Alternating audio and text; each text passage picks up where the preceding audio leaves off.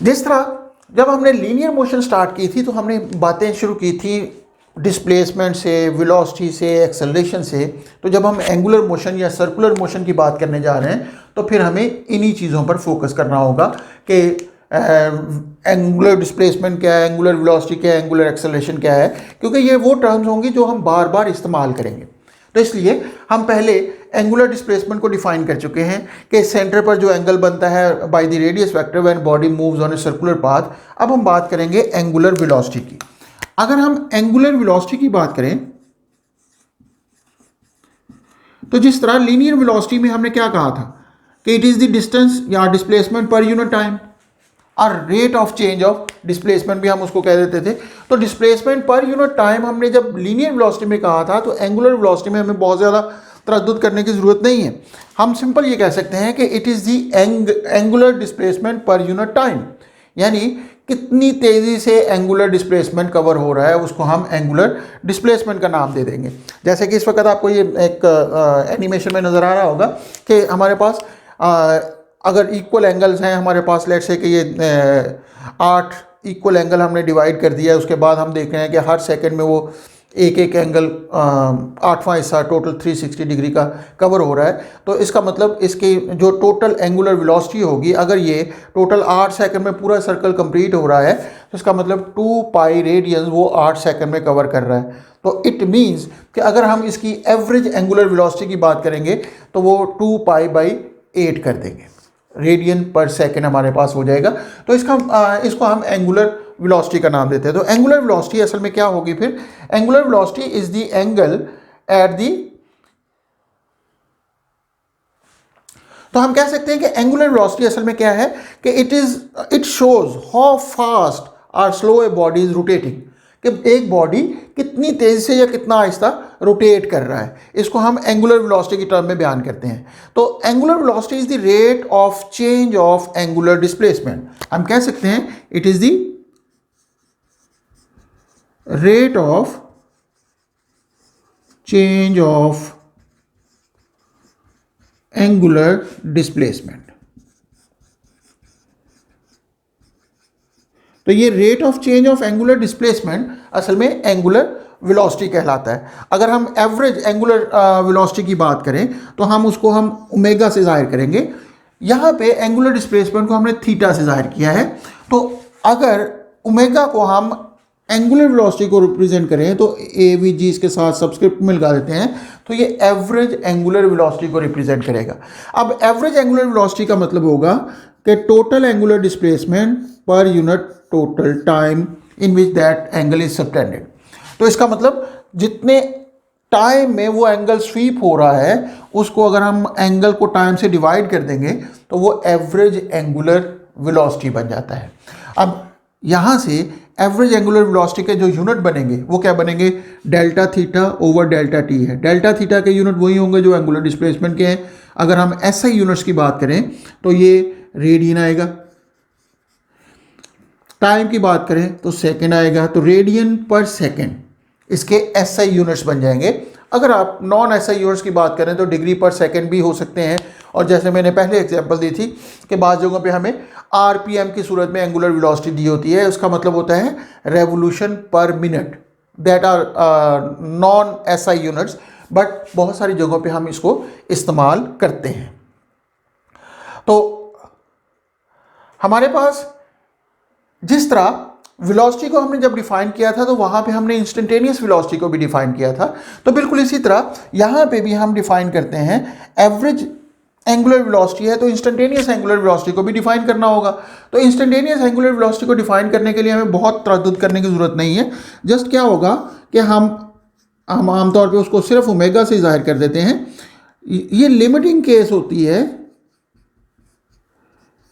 Delta T approaches to zero delta theta over delta T, यानी ये average velocity angular velocity का limiting case होता है कि when time interval approaches to zero. तो ये हमारे पास इंस्टेंटेनियस एंगुलर वेलोसिटी कहलाती है। तो हम कह सकते हैं the limiting value of delta theta over delta T following the time T when delta T approaches to zero is called the instantaneous angular velocity. और लाजमी बात है, फिर हम वही कंडीशन जो हमने लीनियर वेलोसिटीज़ में बात की थी कि अगर हमारे पास एवरेज वेलोसिटी और इंस्टेंटेनियस वेलोसिटी आपस में बराबर आ रही हो तो हम कहेंगे कि अगर एवरेज वेलोसिटी और इंस्टेंटेनियस वेलोसिटी हर जगह पे सेम आ रही है तो इसका मतलब वो यूनिफॉर्म एंगुलर वेलोसिटी है, और अगर ये बराबर नहीं है तो फिर वो नॉन यूनिफॉर्म एंगुलर वेलोसिटी कहलाएगी। यानी उस सूरत में क्या होगा कि कहीं पर वो तेज़ हो रही है, ज़्यादा हो रही है एंगुलर वेलोसिटी, कहीं पे कम हो रही है, तो ऐसी सूरत में हम उसको नॉन यूनिफॉर्म एंगुलर वेलोसिटी का नाम दे सकते हैं। लेकिन जो याद रखने वाली बात यह है कि एंगुलर वेलोसिटी कांस्टेंट होने का मतलब हरगिज़ ये नहीं है कि जब फ़र्ज़ कर लें कि एक बॉडी अगर इस तरह सर्कल में मूव कर रहा है तो सेंटर उसका इसको आप ओ पॉइंट कह लें। अब अगर ये एक रिजिड रॉड के साथ बांधा हुआ बॉडी है तो इसका मतलब इस पॉइंट पी की लीनियर वेलोसिटी इस डायरेक्शन में होगी, लेकिन पॉइंट बी कर लेते हैं, इसको पॉइंट ए कर लेते हैं, तो पॉइंट बी की लीनियर वेलोसिटी इस डायरेक्शन में होगी और पॉइंट ए की लीनियर वेलोसिटी इस डायरेक्शन में होगी। अब पॉइंट पी, बी और ए की लीनियर वेलोसिटी सेम नहीं होगी क्योंकि इस बॉडी ने मूव करना है इस पाथ के ऊपर, यानी इसका रेडियस ज़्यादा है तो इसको ज़्यादा डिस्टेंस ट्रैवल करना पड़ता है एक पाथ कंप्लीट करने के लिए। लेकिन ये रिजिड रॉड चूँकि एक ही वक्त में अपना पाथ सर्कल कंप्लीट करता है तो इसका मतलब इसका ये हिस्सा, ये पॉइंट उतनी वेलोसिटी के साथ इसको मूव करने की ज़रूरत नहीं है। तो जिस तरह हम पहले भी बात की थी कि angular displacement even P, B और ए तीनों के लिए सेम है, लेकिन लीनियर डिस्प्लेसमेंट तीनों के लिए सेम नहीं है। तो इसका मतलब एंगुलर वेलोसिटी हर पॉइंट की डिफरेंट होगी in circular motion, but the linear velocity हर पॉइंट के लिए डिफरेंट होगी on to a circle, but angular velocity will be same अगर ये एक रिजिड रॉड की सूरत में मूव कर रहा है या अगर एक रिजिड बॉडी मूव कर रहा है। तो ये था हमारे पास कि एंगुलर वेलोसिटी क्या होती है। अब for very small interval angular displacement चूंकि एक वेक्टर क्वांटिटी है, for very small interval angular displacement vector है तो लाजमी तौर पे rate of change of angular displacement भी एक वेक्टर क्वांटिटी होगी। तो इसकी डायरेक्शन भी हम वही रखेंगे जो एंगुलर डिस्प्लेसमेंट की डायरेक्शन है, तो इसके लिए भी हम राइट हैंड रूल का ही इस्तेमाल करते हैं। तो राइट हैंड रूल से आप एंगुलर वेलोसिटी की डायरेक्शन को मालूम कर सकते हैं। जैसे ये बॉडी अगर इस तरह मूव कर रहा है, आप इसको देख लें कि एंटी क्लॉकवाइज मूव कर रहा है, तो जब हम इसको कर्ल करेंगे अपनी फिंगर्स को, राइट हैंड की फिंगर्स को एंटी क्लॉकवाइज, तो thumb will indicate in the outward direction. तो इसका मतलब ये होगा कि ये हमारे पास वैल्यू आ जाएगी, डायरेक्शन आ जाएगी एंगुलर वेलोसिटी की। तो हम कह सकते हैं कि एंगुलर वेलोसिटी की डायरेक्शन भी along the axis of rotation होती है and it is along the angular displacement, और इसके लिए भी हम राइट हैंड रूल का ही इस्तेमाल कर सकते हैं। उसके बाद हमारा तीसरी टर्म जो यूज की जाती है वो है एंगुलर एक्सेलरेशन। अब एंगुलर एक्सेलरेशन अगर हम देखें,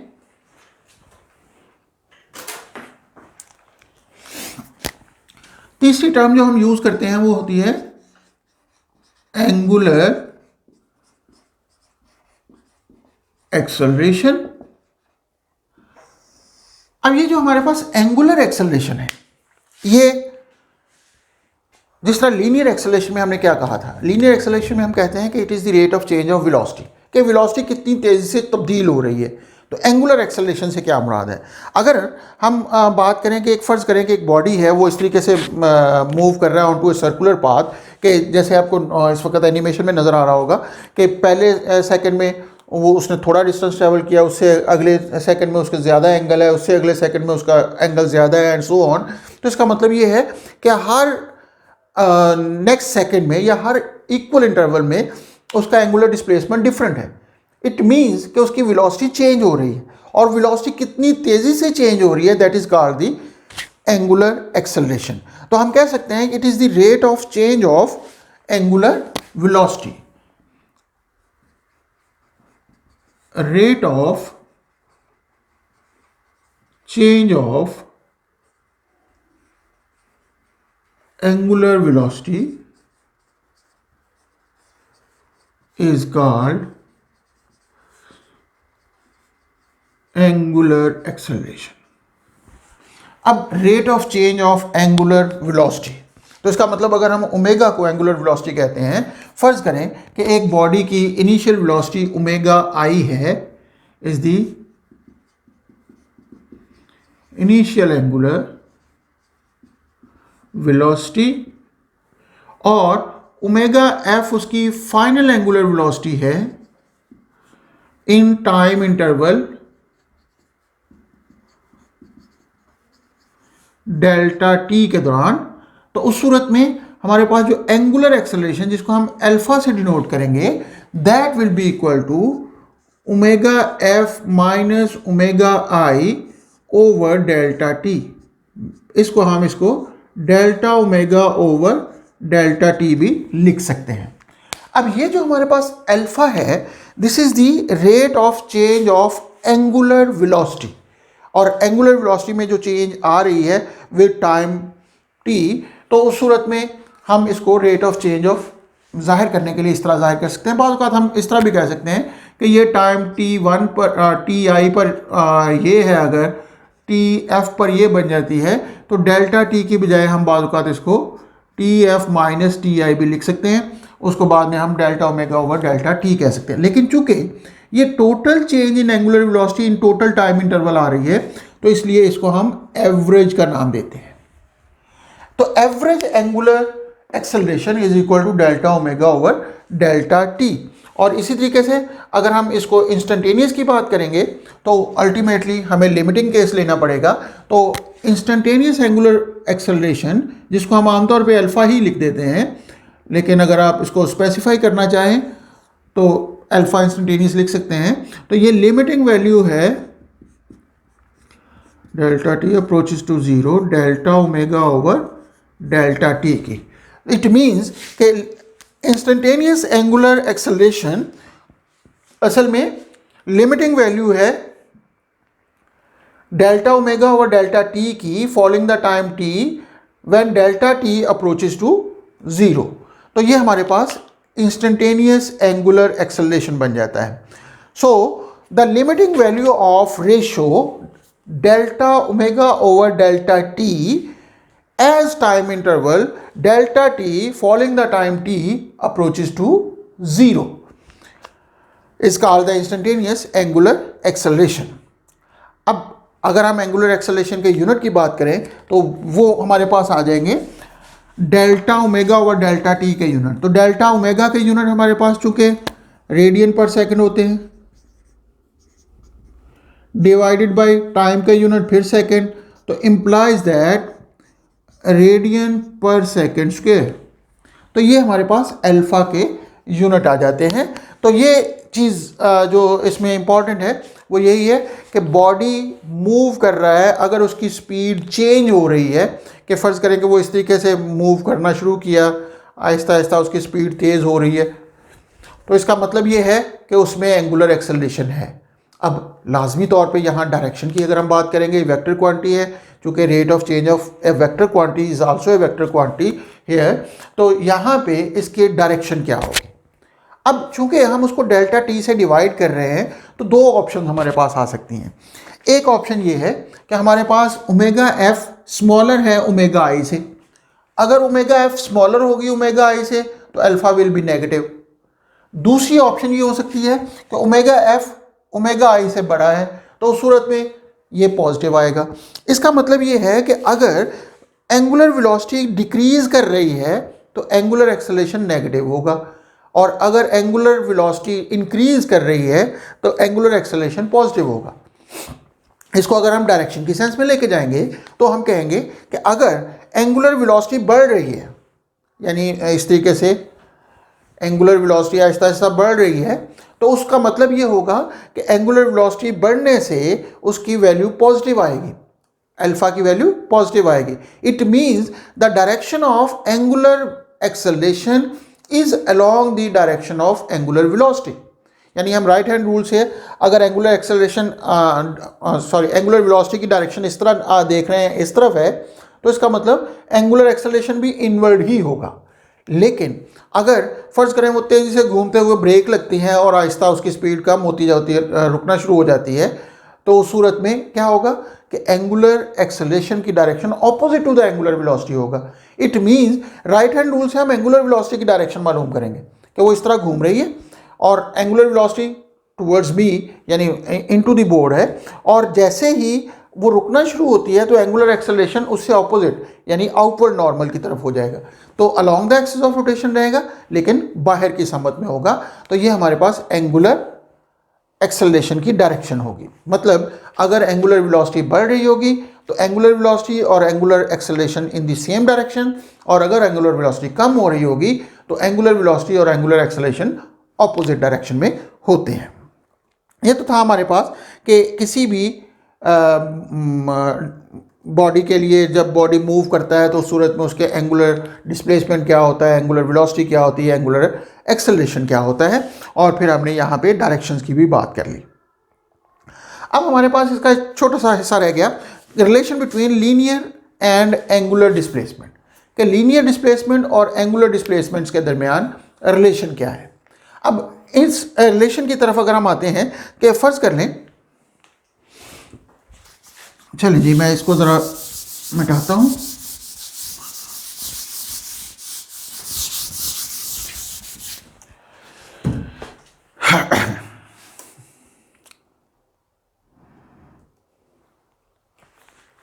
अगर आप गौर करें कि यहाँ से बॉडी यहाँ तक अगर मूव करता है, पॉइंट P1 से P2 की तरफ मूव करता है, फ़र्ज़ करें कि ये S डिस्टेंस ट्रेवल करता है। अब ये S डिस्टेंस लाजमी तौर पे थीटा के प्रोपोर्शनल होगा, यानी जितना लीनियर डिस्टेंस ज़्यादा होता जाएगा ऑन द आर, थीटा भी उतना ही ज़्यादा होता जाएगा। आप ये कह सकते हो कि ये दोनों एक दूसरे के डायरेक्टली प्रोपोर्शनल हैं। तो डायरेक्टली प्रोपोर्शनल को इक्वल में बदलने के लिए हम कांस्टेंट से मल्टीप्लाई करेंगे, तो यहाँ पे हमारे पास जो रेशो होगी इनकी वो कांस्टेंट आर से मल्टीप्लाई कर देते हैं। तो इसका मतलब ये है कि आर यहाँ पे एस ओवर थीटा कांस्टेंट रहता है। मतलब ये कि एस को अगर डबल कर दें तो थीटा भी डबल हो जाएगा, एस को 4 गुना कर दें थीटा भी 4 गुना हो जाएगा। इस वजह से बाय डेफिनेशन आप यहाँ से देख सकते हैं कि आर इसमें कांस्टेंट ही रहेगा। तो R is equal to S over theta या S is equal to R theta. तो ये रिलेशन बन जाता है लीनियर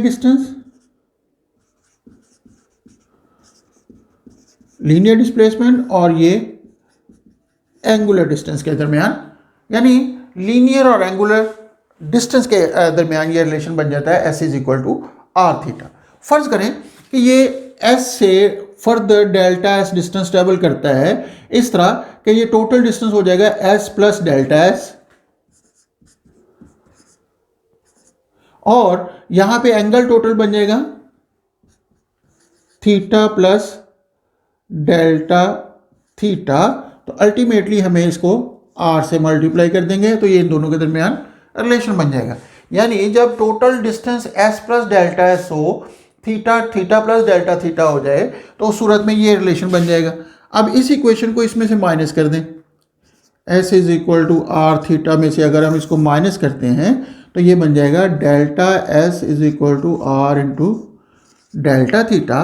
दोनों तरफ अगर हम डेल्टा टी से डिवाइड करने के बाद लिमिट ले लें delta T approaches to zero, यानी ये टाइम इंटरवल बहुत स्मॉल में कवर हो रहा हो, तो हम इसको इस तरह लिख लेते हैं, limit delta T approaches to zero delta S over delta T R limit delta T approaches to zero delta theta over delta T.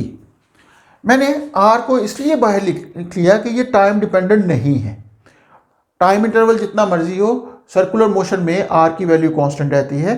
तो ये हमारे पास एक्सप्रेशन बन जाएगा limit delta T approaches to zero, ये चीज़ rate of change of displacement instantaneous velocity को represent करेगा, and this is equal to R, और ये एंगुलर वेलोसिटी को रिप्रेजेंट करेगा। तो this will become the relation between v and omega, यानी लीनियर वेलोसिटी और एंगुलर वेलोसिटी के दरमियान ये रिलेशन को जाहिर करेगा। इसी तरीके से अगर हम एक्सेलरेशन के लिए करना चाहें तो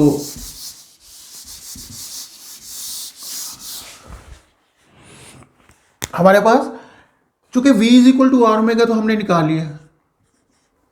अगर बॉडी मूव करते हुए उसकी एंगुलर वेलोसिटी चेंज होती है, एंगुलर वेलोसिटी अगर ओमेगा आई से ओमेगा एफ हो जाती है तो वेलोसिटी भी लाजमी तौर पे चेंज होगी, क्योंकि जब बॉडी मूव कर रहा है सर्कल में तो अगर उसकी एंगुलर वेलोसिटी चेंज हो रही है तो लीनियर वेलोसिटी भी चेंज हो रही है।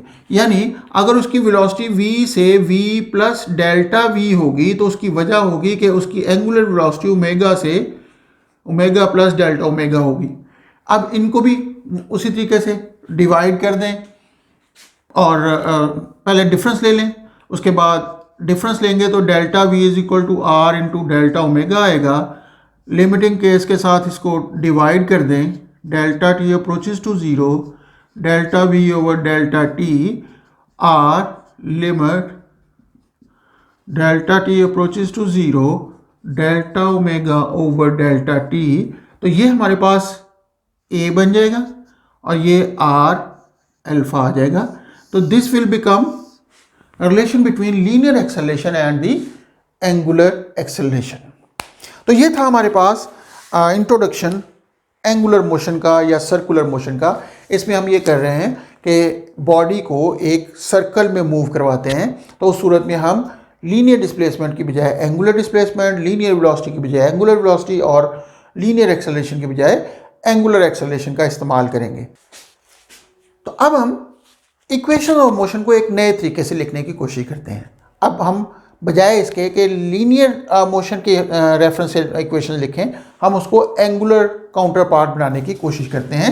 हमारे पास जो तीन इक्वेशन हम लिखते हैं, या अगर मैं कांस्टेंट वेलोसिटी वाली इक्वेशन को भी साथ शामिल कर लूँ कि मैं अगर s is equal to V T की बात करूँ तो इसकी बजाय अब हमारे पास एंगुलर मोशन के अंदर इसके एंगुलर काउंटर पार्ट की बात करते हैं। तो s की जगह थीटा आ जाएगा, v की जगह ओमेगा आ जाएगा और t की जगह पे t ही रहेगा। तो इसका मतलब theta is equal to omega T बन जाता है। रीज़न बड़ी सिंपल सी है।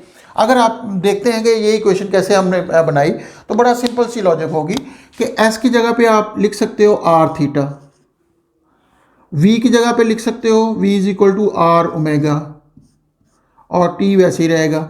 तो अब r से r कैंसिल हो जाएगा तो implies that theta is equal to omega T ही बचेगा। बिल्कुल इसी तरह V F is equal to V I plus A T होता है। अगर मैं इसको इस तरह लिखना चाहूँ कि वी एफ की जगह पे आर ओमेगा एफ लिख दूँ, वी आई की जगह पे आर ओमेगा आई लिख दें, ए की जगह पे आर अल्फ़ा लिख दें और टी वैसे ही आ जाए। तो अब यहाँ पे हमने वी एफ का इक्वल लिखा आर ओमेगा, हमने यहाँ पे कैलकुलेट किया था। वी आई की जगह आर ओमेगा आई लिख दिया, ए की जगह हमने आर अल्फ़ा लिख दिया। तो ये सारे में अगर देखा जाए तो इसमें भी आर आ रहा है, इसमें दोनों में से कॉमन लेके इस आर से कैंसिल कर दें तो हमारे पास omega F omega I plus alpha T आ गया। तो इसका मतलब ये इक्वेशन हमारे पास सिमिलर है इस इक्वेशन के। फ़र्क सिर्फ क्या है कि यहाँ पे लीनियर जो हमारे पास कंपोनेंट्स थे सारे और यहाँ पे उनके एंगुलर काउंटर पार्ट आ गए। तो इसका मतलब अगर हम तमाम इक्वेशन ऑफ मोशन को लिखना चाहें तो लिख सकते हैं जैसे s is equal to V I T plus half A T square है। इसकी बजाय हम अगर और थर्ड इक्वेशन भी लिख लेते हैं 2as is equal to V F square minus V I square है। तो अब अगर इनके काउंटर पार्ट लिखना चाहें तो आप इसको हल भी कर सकते हैं इस तरीके से, अदरवाइज डायरेक्ट लिख सकते हैं। थीटा की जगह s की जगह पे थीटा लिख दें, वी आई की जगह पे ओमेगा आई लिख दें, V I T plus 1/2 alpha T square आ जाएगा। और ये जो इक्वेशन बनेगी 2 alpha theta should be equal to V F की जगह पे हमने लिखना है omega F square minus omega I square. तो जितनी भी हमारे पास लीनियर इक्वेशंस हैं उनके काउंटर पार्ट से अगर हम रिप्लेस कर दें तो वो एंगुलर मोशन की इक्वेशन बन जाती हैं। तो होप ये आर्टिकल्स आपको, ये जो डेफिनेशंस हैं, ये इक्वेशंस हैं, इनके बारे में आपके जहन में कोई कन्फ्यूजन नहीं होगी। अगर कोई बात पूछने वाली है तो आप कमेंट बॉक्स में जाके पूछ सकते हैं। अगली वीडियो तक के लिए अल्लाह हाफिज़।